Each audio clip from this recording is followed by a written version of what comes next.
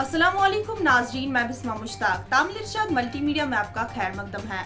नाजरीन, पेश है आज की खास हेडलाइंस। जम्मू कश्मीर की तहरीक में पहली बार घंटाघर लाल चौक से करगिल की जानिब तिरंगा रैली रवाना।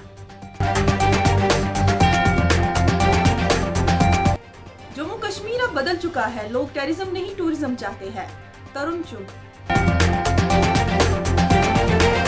जम्मू कश्मीर में बीजेपी अपने दम पर सरकार बनाएगी, रविंदर रायना। बीएसएफ इंस्पेक्टर ने खुद पर गोली चलाकर जिंदगी का खात्मा कर दिया। रामबन हादसा, हलाकतों की तादाद 6 तक पहुंच गई।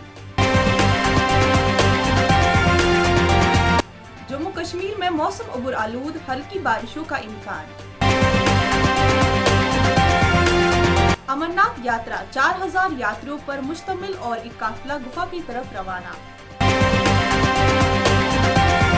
तो नाजरीन, दीगर अपडेट्स के साथ आप हमारे साथ बने रहिए। तब तक मुझे इजाजत दीजिए। अल्लाह।